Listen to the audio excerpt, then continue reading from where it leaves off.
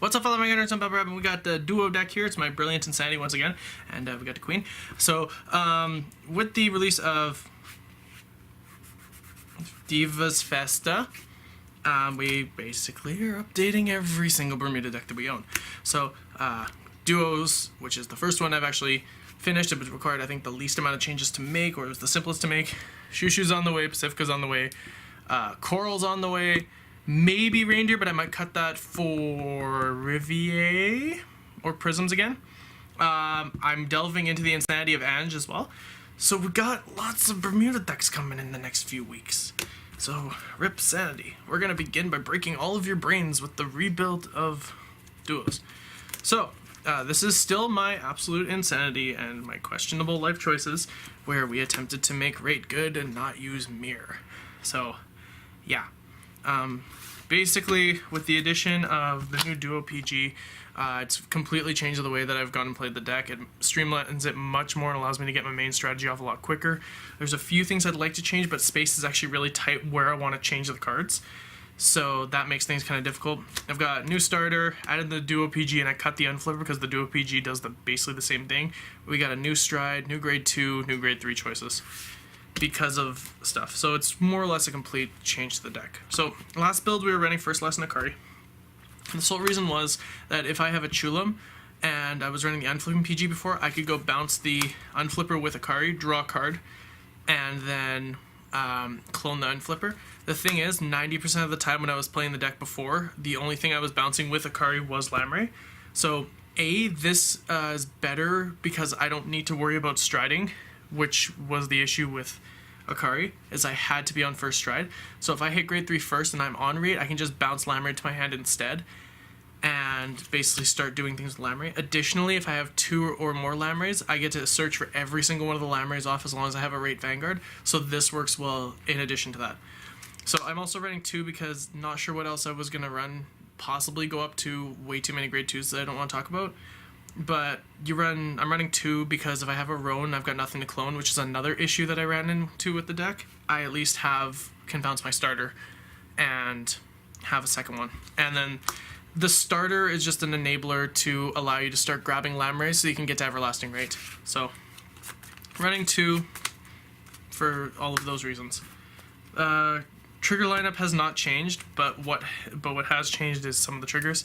So we still got heals, still got Chulams, and we still play Crook, because Crook's really good with Lamray. And then the last one is,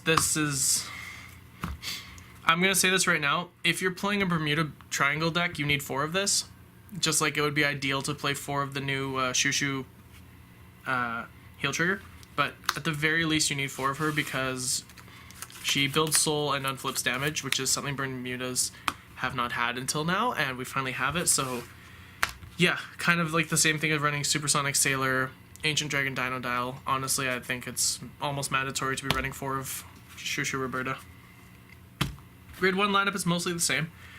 Still got the 1 Limit Break Enabler. When she shows up, she's really helpful and does allow me to what's the word I'm looking for? She allows me to get Everlasting Reit off a lot earlier. If I'm not at 4 damage. The problem is I don't see her enough. I don't know what I want to cut yet is the problem. Like, the grade 1 space is really tight because I'm really happy with everything else. So that's an issue. Now, beforehand when I was running 8 grade 3s, I could have actually cut a Stride Fodder and run... I could have cut a Stride Fodder to run another copy of Limit Break Enabler. The problem is the deck has now gone down to 7 grade 3s in favor of running a second Darling. And because the new gimmick of the deck is I want to be on Reit every time. So because of the new PG, which will be shown very shortly, there's not really a need to run the Victoria Quansi Legion anymore because you have a way of now putting your Lamrays back into your deck. So it's not a requirement anymore, and like I said, as such, I've cut my grade 3s down to 7. So one thought was possibly, that I just thought of now, is cut a Stride Fodder, put a second Limit Break Enabler in. The problem is that I've got 9 cards now that I can use for Stride Fodder as opposed to 10, I guess. So I think I will tinker with it, but I'm worried that it might hurt the ability for this deck to stride. So yeah, it's some really, really delicate ratios here. So this card, I won't lie, this card completely changed the way this deck plays. The new Kalima PG threw the entire playstyle of this deck on its head. The original plan was red Reit first, I have to pray that I see a Reit, do the Everlasting Reit play, and then go into the Legion to recycle my Lamrays. With this, I can stay on Reit all game. I don't care anymore. I've just red Reit and then have her there, and then just keep using Kalima to put the Lamrays back in the bottom of my deck. I don't care anymore about running Legion in this deck because she does what the Legion does to a slightly lesser extent, but it gets exactly what I need done. Additionally, she'll draw a card and she'll countercharge if you're going to put 3 of the same card. Doesn't have to be Lamray, only has to be, I believe, duo. Yeah, it doesn't have to be the same card name, doesn't have to be a specific duo, it just needs to be any 3 cards with duo, and I think it's even up to 3. Yeah, so it's really, really good, helps recycle the deck, preventing you from decking out, and gets back your combo pieces that you desperately need. So she's really, really good, works very nicely with Everlasting Reit, synergizes so well with the Reit build. Yeah, this card's fantastic. Nothing else to say. We got for Shizuku.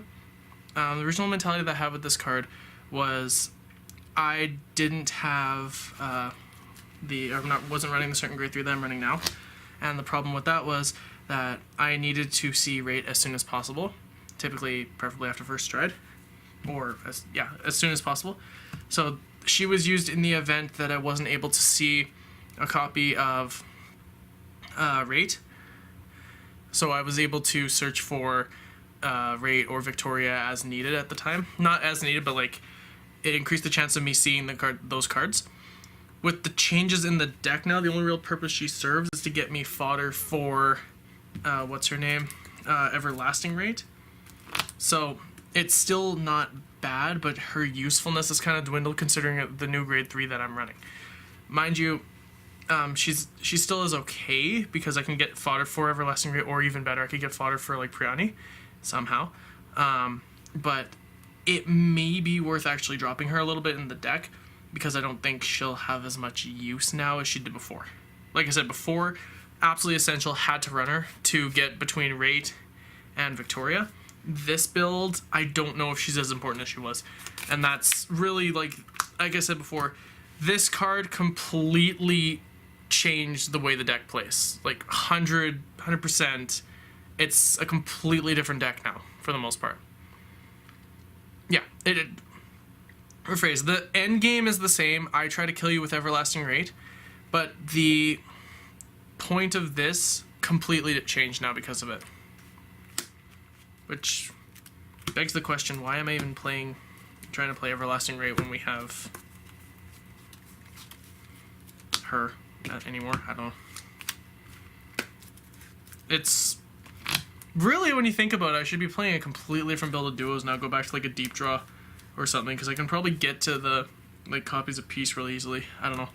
Anyway, as with Pacifica, as in the case of Pacifica, where Friend of the Sun is the whole deck, for the most part, Lamray is pretty much the whole deck here, where she's the easiest thing to search out ever, because you have a Reit Vanguard, you bounce Lamray to hand, congratulations, you now have 2 Lamrays. And in the case of, if I go like preemptively into an Everlasting Reit right off the get-go, because I'm now running Darling in the deck, as long as I have 2 Lamrays, I can bounce both to my hand, increase the amount of Lamrays in my hand to 4, and I can go in and I can get Everlasting Reit skill off without any setup whatsoever. So there's that. So yeah, Lamray is a really solid card. In the Reit build, she's really important. That might be subject to change, honestly, considering the new duo stride. This is just the changes I made to the Reit build. There could be a completely second duo build that I might actually make, which is more focused on like the draw engine with peace, or using I think like one of the other ones where you bounce it to your hand, choose a unit, gets 5k, and then you unflip a damage each time. So I might go delve back into that solely because of this one card. If you're playing duos, you play Roan. I don't have to explain anything else there. And then, because you still want to see Reit as much as possible, we're still playing Bois. there's not really too much to say. It helps the early game pressure that is provided also by Roan. So I have 7 cards in the early game which can pressure my opponent, and Bois just helps me get to Reit if he hits. For the most part, it's a win-win here. I get a Reit if he hits, or my opponent loses a card in their hand if he misses. So that works because they're forced to guard. Didn't know what to put in, so we were just like, heck with it. I was talking to Ghost Clone about it, and he was like, you should try Petunia again. I was like, sure, why not? Now, there's actually a bit of use with this card, because yes, you do neg 2 cards out of your hand, but it actually has a lot of synergy with Lamray, because I go to grade 3, I'm at Reit. I pitch a Petunia, we'll just assume that for whatever reason I don't want my starter. I pitch a Petunia, or pitch herself, bounce a Lamray to my hand, search a Lamray off of Petunia, then search a Lamray off of Lamray. That's 3. So I can now go into Everlasting Reit next turn. I do have to discard 1 more card from my hand, but the amount of stuff that this deck should be searching is huge, so it's not a big deal. So I'm experimenting with 2. I haven't really tested it too much. I remember when I was first trying this card, I was like, why does this exist? It's so bad.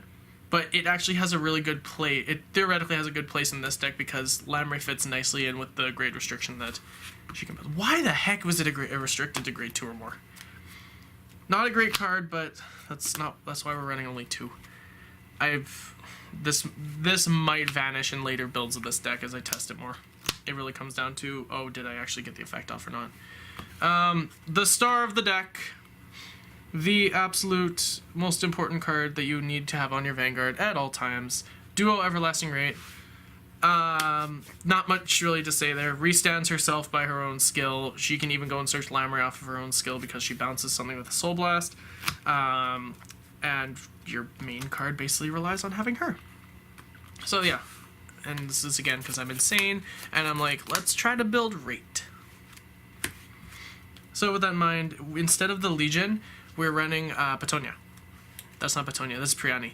So we're running Priani. You have basically, to get her skill off, you need to have 2 cards with the same name in her hand at the end of the turn. Blah blah blah blah blah.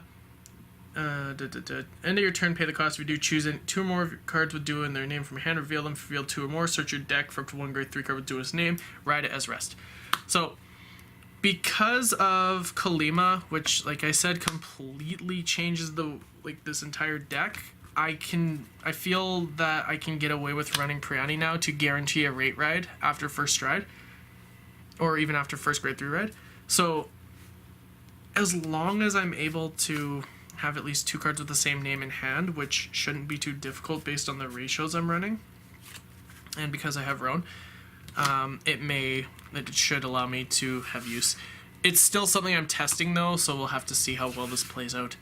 Again, this is not anywhere close to like one of the best duo builds. It's just insane.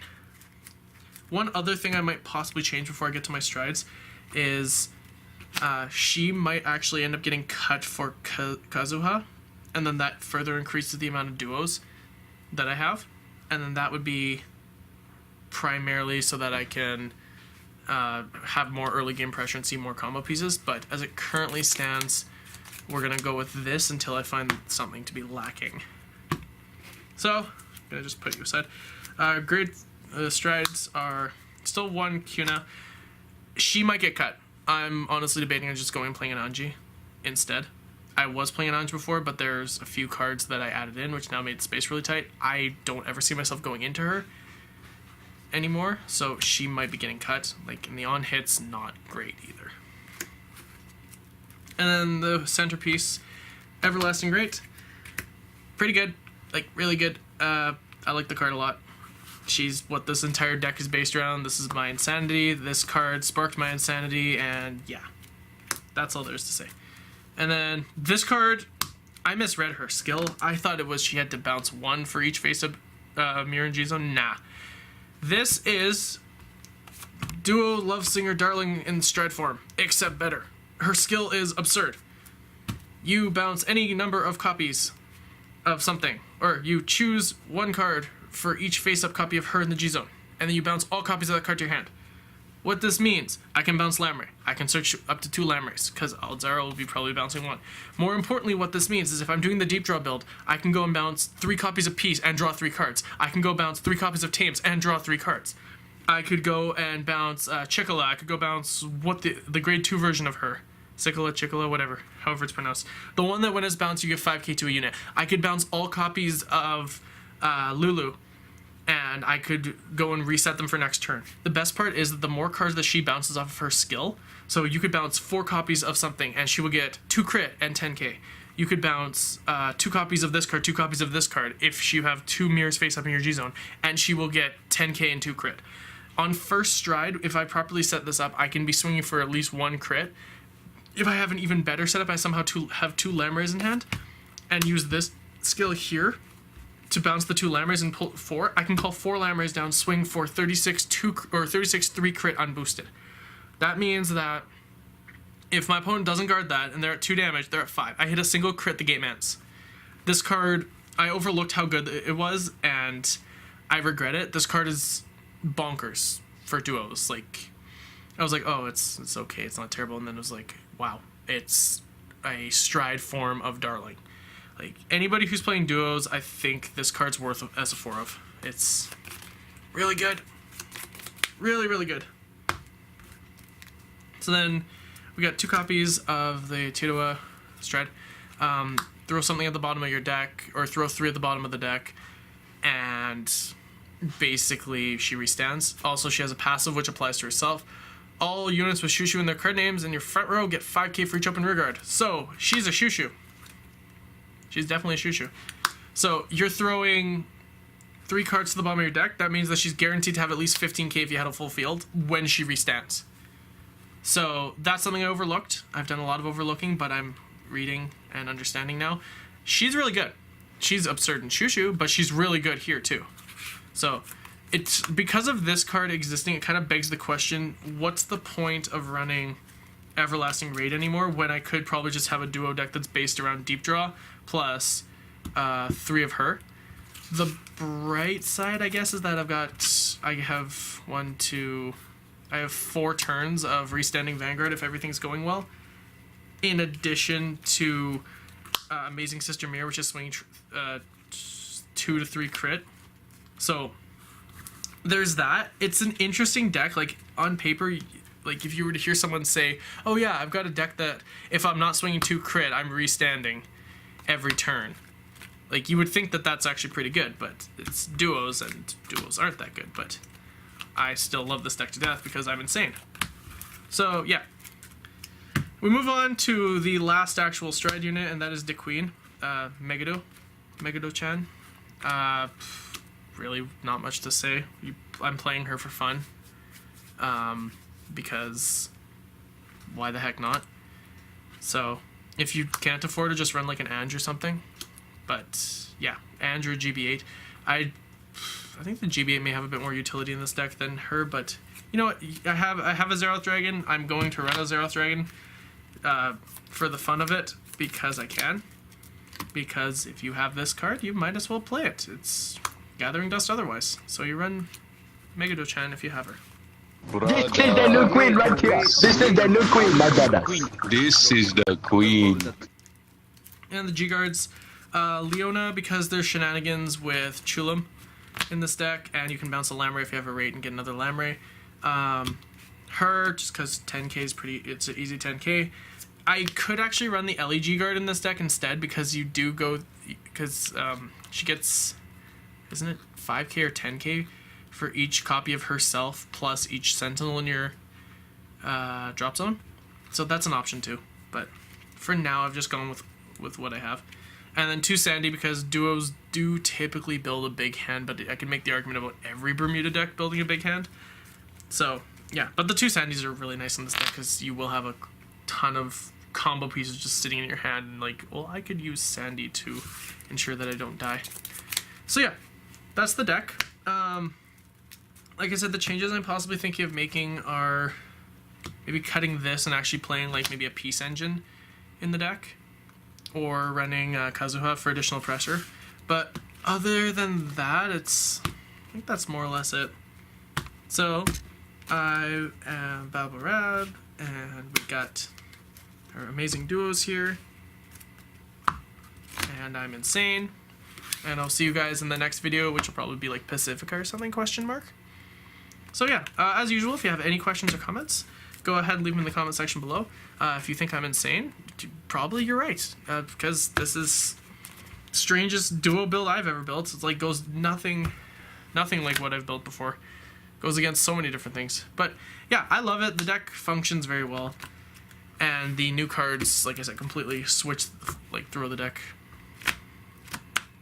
Completely flip the deck on its face. There we go. So yeah, try to see if I can get some videos of this deck in action, because it's pretty hilarious. And other than that, Pacifica, Shushu, Corals, Ange probably, Rivier, Prisms. Any Bermuda deck that exists might be showing up in the next few days or next few weeks on this channel. So that's going to be a fun time. We'll see you guys whenever the heck the next video is, which is probably soon. Peace.